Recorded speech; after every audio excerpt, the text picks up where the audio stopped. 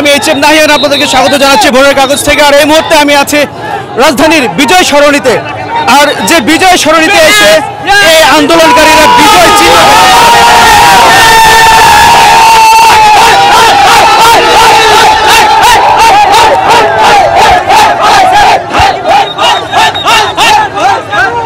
আপনাদেরকে আমরা দেখানোর চেষ্টা করছি এখানকার অবস্থা। এখানে রাজধানীর সকল জায়গা থেকে এই আন্দোলনকারীরা এসে এখানে জড়ো হয়েছেন। তারা সরকারের বিপক্ষে বিভিন্ন দিচ্ছে। আপনাদেরকে দেখানোর চেষ্টা করছি, থাকুন ভোরের কাগজের সঙ্গে। আপনাদেরকে দেখানোর চেষ্টা করছি লোকজনের বিজয় উল্লাস। তারা বলছে তাদের দীর্ঘদিনের যে দাবি ছিল কোটা সংস্কার, সেই কোটা সংস্কারের পর থেকে তাদের দাবি ছিল 9 দফা। সেই 9 দফার পর থেকে তারা 1 দফার দাবিতে চলে এসেছে। সরকারের পদত্যাগ দিয়েছিল আর সরকার তাদের সেই দাবির প্রেক্ষিতে সরকার দেশ ত্যাগ করেছে বলে আমরা জানতে পেরেছি। আর এরই প্রেক্ষিতে এই রাজধানীর বিজয় সরণি সহ রাজধানীর সকল পথে সকল জনতা এসে মিশে গেছে।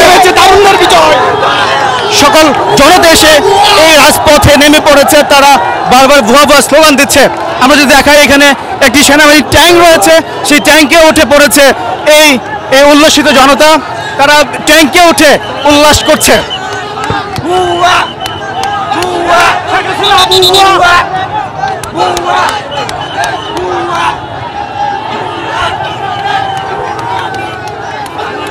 দর্শক আপনারা দেখছেন এটি হচ্ছে রাজধানীর বিজয় সরণি।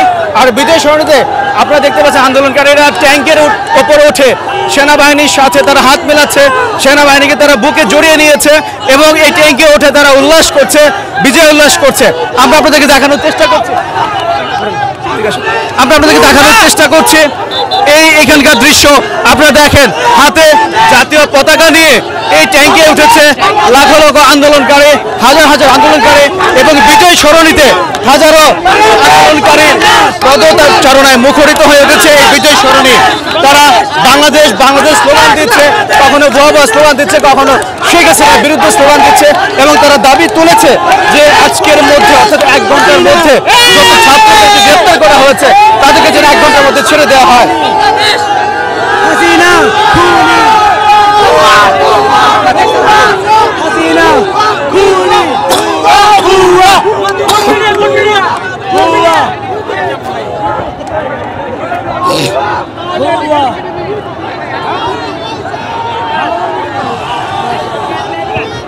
আজকে সাধারণ জনতা বলছে যে তাদের এই উৎসব, তাদের এই আনন্দ বিজয় উৎসব অর্থাৎ 71 সালে যে বিজয় হয়েছিল, এখন তারা একটি কথাই বলছে 24-এ এসে তারা আরো একটি বিজয় অর্জন করেছে।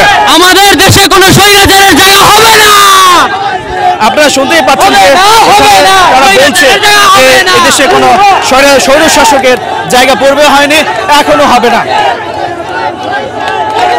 আমরা যদি দেখাই ওখানে বঙ্গবন্ধু শেখ মুজিবুর রহমানের একটি মোরাল রয়েছে, সেই মোরালটিকেও কিন্তু ভেঙে ফেলা হচ্ছে। অর্থাৎ মানুষের ক্ষোভ থেকে এখানে এসে জড়ো হয়েছে এবং ক্ষোভ থেকে তারা আজকে এখানে সরকার বিরোধী বিভিন্ন ধরনের স্লোগান দিচ্ছে।